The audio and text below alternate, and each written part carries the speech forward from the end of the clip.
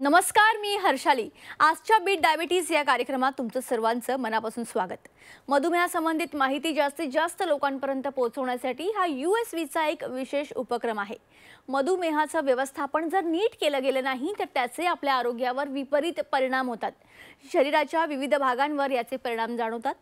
पण मधुमेहाच्या योग्य व्यवस्थापनाने म्हणजेच संशोधन झालेल्या उपचारांनी, योग्य शास्त्रीय माहितीने आणि संबंधित विषयांच्या तज्ज्ञांकडून मार्गदर्शन घेतल्याने मधुमेहावर मात करणं आता शक्य झालंय. बीट डायबिटीज या कार्यक्रमाच्या माध्यमातून आपण मधुमेहाचं व्यवस्थापन जाणून घेणार आहोत.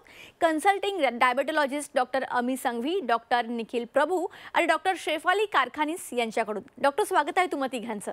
डॉक्टरांची थोडक्यात ओळख करून घेऊयात. Doctor Ami Sanghvi, consulting diabetologist, Sanghvi eye and diabetes care centre, Dahisar East, Mumbai. Doctor Nikhil Prabhu, consulting diabetologist, हाऊट diabetes care, Ghatkopar West, Mumbai. Doctor Shefali Karkhanis, consulting diabetologist, founder and co director, Karkhanis super speciality hospital, Thane. चला तर विषयाला सुरुवात करूयात. डॉक्टर अमी संघवी, तुमच्यापासून सुरुवात करूयात. मधुमेहाच्या व्यवस्थापनात महत्त्वाची भूमिका बजावणारे मुख्य जीवनशैलीतील बदल कोणते आहेत यापासून सुरुवात करूयात. नमस्कार. आता जेव्हा आपण मधुमेह पेशंट बद्दल बोलतो, पहिलं मला हे बोलायचं आहे की भगवान बुद्धांनी काय सांगितलंय की आपलं आजार किंवा आपलं आरोग्य आपल्या हातात आहे. जीवनशैलीमधलं जे बदल आहे ते डायबिटीज पेशंटच्या उपचारामध्ये खूप महत्त्वाचा पाया आहे. तर ते काही गोष्टी आपण करू शकतो आपल्या दिनचर्यात, ज्यांनी आपली शुगर नियंत्रणमध्ये राहावी. पहिलं आहे आहार. आहार खूप महत्त्वाचं असतं. त्यात तुम्ही काय खातात, महत्त्वाचं हे आहे की तुमची कार्बोहायड्रेटची मात्रा कमी असायला पाहिजे, साखरचं प्रमाण नसलंच पाहिजे, फायबर, प्रोटीन हे तुमच्या डाएटमध्ये जास्त असायला पाहिजे. दुसरं असतं व्यायाम. तुमच्या डॉक्टरांच्या सल्ल्यानुसार तुम्ही रोज कमीत कमी 30 ते 35 मिनिटं व्यायाम करणं ते गरजेचं आहे. त्याने तुमची शुगर पण नियंत्रणमध्ये राहणार आणि दुसरे पण त्याचे खूप फायदे असतात. महत्त्वाचं असतं आपलं वजन कमी ठेवणं. जर तुमचं वजन जास्त आहे किंवा वाढत चाललेलं आहे तर ते कमी करणं. कधी कधी तणाव, स्ट्रेसनी पण शुगर्स वाढू शकतात. तर तुम्ही स्ट्रेस कमी करायचा प्रयत्न करा. त्याच्यासाठी थोडंसं योगा, मेडिटेशन, त्यांनी पण तुमचे शुगर्स नियंत्रणमध्ये राहतात. जर तुम्ही दारू किंवा सिगरेट स्मोकिंग करत असेल तर तेही व्यसन तुम्ही टाळा, कारण त्यांनी पण शुगर आणि शुगराने होणारे दुष्परिणामवर त्याचा पण असर बघू शकतो आपण. दुसरं, तुम्ही तुमचं दिनचर्यामध्ये जर तुमची साखराची तपासणी टायमाने केली, प्लस तुमचे औषधं आणि खाणपिण व्यवस्थित टायमाने घेतलं, तुम्ही तुमच्या डॉक्टरांच्या सल्ल्यानुसार जर त्यांना भेटायला तुम्ही गेले आणि तसेच तुम्ही सगळी तपासणी केली तर तुम्हाला डायबिटीजनी होणारे कॉम्प्लिकेशन्स आपण टाळू शकतो. सर, हे छोटे छोटे बदल जर तुम्ही तुमच्या दिनचर्यामध्ये समावेश केले तर तुमची शुगर तर नियंत्रणमध्ये राहणारच, पण तुमची जी क्वालिटी ऑफ लाईफ आहे ते पण चांगली होणार आणि तुम्हाला पण बरं वाटणार. डॉक्टर निखिल प्रभू, प्रभावी मधुमेह व्यवस्थापनात एकंदरीतच आहार किती हातभार लावतो आणि आहार कसा असणं गरजेचं आहे? पहिली गोष्ट म्हणजे मधुमेहासाठी काहीतरी विशेष वेगळं काहीतरी खायचंय असं पहिला बिलकुल प्रश्न नाहीये. आपण जे नॉर्मल गोष्टी खातो त्याच आहेत, पण त्यात थोडा बदल करणं गरजेचं आहे. आता असं समजा की आपण भारतीयांमध्ये कार्बोहायड्रेट मिल्स खूप जास्त असतात, म्हणजे आपण जे कर्बोदक आहे ते जास्त प्रमाणात वापरतो, ते थोडी कमी करायला पाहिजे. आणि प्रथिनांचं प्रमाण कमी असतं, ते थोडं वाढवणं गरजेचं आहे. आता डायबिटीज मध्ये आहाराव्यतिरिक्त एक गोष्ट फार महत्वाची की पोर्शन साईज. आपण एका वेळेला प्लेटमध्ये किती खाणं घेतो ह्याच्यावर 2 तासांनी शुगर किती वाढणार आहे ही निर्भर करते. त्यामुळे डायबिटीज मध्ये एका वेळेला दाबून न खाता थोडं थोडं वारंवार खायचंय. मी एक उदाहरणाने सांगतो.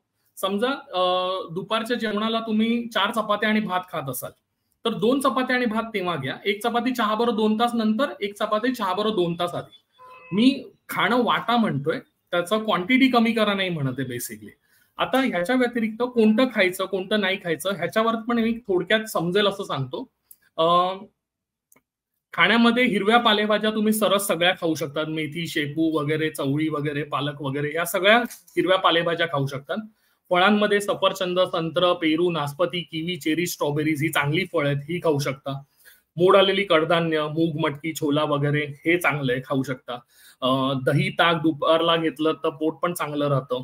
तर हे एक डायबिटीस वाल्याने घेणं चांगली गोष्ट आहे. ह्याच्या व्यतिरिक्त जे चपाती किंवा भात वगैरे कर्बोदकांचं प्रमाण आहे ते थोडं आहारात कमी करणं गरजेचं आहे. बाकी कोणत्याही फळांचा ज्यूस वगैरे असेल तर तो अवॉइड करणं चांगलं आहे. बदाम, अक्रोड वगैरे गोष्टी खाऊ शकता तुम्ही. त्याच्याने अजून थोडं एसेन्शियल ज्या गोष्टी आहेत त्या पण मिळतात. बाकी नियमित व्यायाम करणं, जसं मॅडमनी सांगितलं तसं एक अर्धा तास मिनिमम दिवसात चालणं गरजेचं आहे. डॉक्टर शेफाली कारखानेस, मधुमेह असलेल्या व्यक्तींसाठी रक्तातील साखरेची पातळी जी आहे ती नियंत्रित करण्यासाठी कोणते एक्सरसाइज हे लोक करू शकतात याविषयी काय सांगाल, किंवा कोणत्या व्यायाम प्रकारांची या ठिकाणी गरज असते? आहार आणि व्यायाम हे मधुमेह मॅनेजमेंटचे ऍक्च्युअल 2 मुख्य आधारस्तंभ आहेत. ह्यांना आपण विसरू शकत नाही.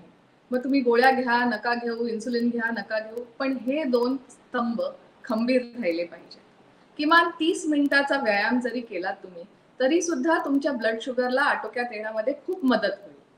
मला लोक नेहमी विचारतात कुठला व्यायाम करावा, कधी करावा, योग्य व्यायाम कुठला? एकच गोष्ट आहे, जितक्या व्यक्ती तितक्या प्रकृती. जो व्यायाम तुम्हाला आनंद देईल, जो व्यायाम तुम्ही कायमस्वरूपी करू शकाल, तो व्यायाम तुमच्यासाठी योग्य आहे. मग तो वॉकिंग असो किंवा योगा असो, स्विमिंग असो किंवा बॉलिवूड म्युझिक लावून 2 डान्स करा, काही हरकत नाही. जे तुम्ही कायमस्वरूपी करू शकाल त्या व्यायामाला तुम्ही आपल्या जीवनशैलीमध्ये आणलं पाहिजे. जेव्हा वेळ मिळेल तेव्हा करा. कधी सकाळी मिळाला, कधी संध्याकाळी मिळाला, हरकत नाहीये. निदान व्यायाम करा, हे फार गरजेचं आहे. दुसरी म्हणजे व्यायामाची व्याख्या वजनाच्या काटावरती नसते. तर वजन काटा हलत नाही म्हणून बरेच लोक व्यायाम नंतर सोडून देतात, पण तसं करू नका. वजन जरी नाही कमी झालं तरी सुद्धा व्यायामाचे चांगले गुण तुमच्या शरीराला नक्कीच मिळणार. कारण व्यायाम हे फक्त शरीराची नाही, पण तुमच्या मनाची, मूडची, तुमच्या दृष्टिकोनातला एक सकारात्मक बदल आणतो. आणि हा व्यायाम प्रत्येक माणसाला, डायबिटीज असो किंवा नसो, गरजेचा आहे.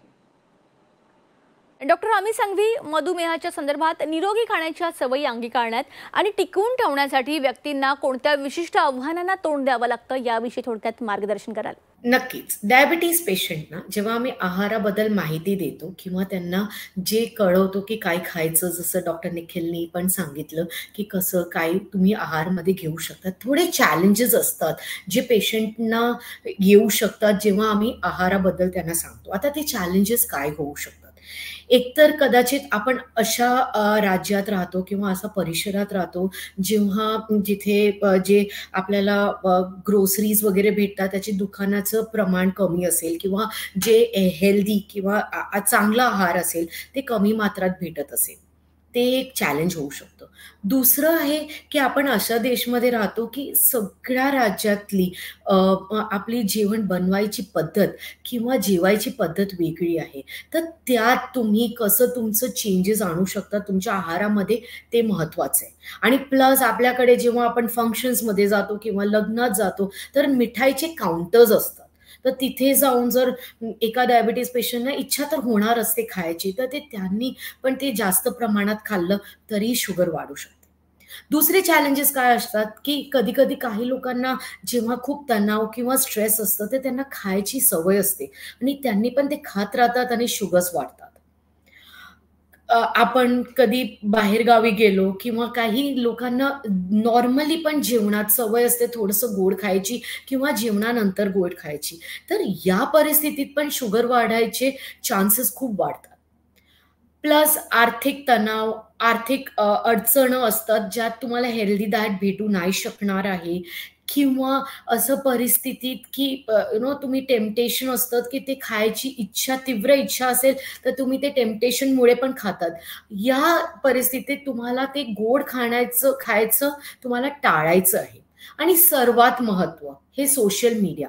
तुम्ही कुठलंही ॲप उघडा, फेसबुक आहे, इन्स्टा आहे किंवा व्हॉट्सॲप आहे, जसे तुम्ही उघडणार तुम्हाला नवीन नवीन व्हिडिओज भेटणार ज्यात तुम्ही काय खायचं काय टाळायचं असे सांगतात. त्यात पेशंटच्या मनात एक कन्फ्युजन होऊ शकतो आणि ते कन्फ्युजन झोपच्या बाबतीत तुमचे जे डाऊट्स आहेत तुम्ही तुमच्या डॉक्टरांकडे जाऊन त्या डाऊट्सला क्लिअर करा. काय खायचं, कसं खायचं, कुठल्या प्रमाणात खायचं, जे तुम्ही तुम्हाला डॉक्टरांना किंवा डायटिशियनना विचारलं ते तुम्हाला व्यवस्थित सल्ला देणार आणि त्यांनी तुमचं शुगर आणि तुमचं ग्लायसेमिक कंट्रोल आणि ग्लायसेमिक व्हेरिएबिलिटी ज्याला म्हणतो, ज्यात शुगर्स वर खाली होतात, ते नियंत्रणमध्ये राहणार आणि ते खूपच महत्वाचं आहे.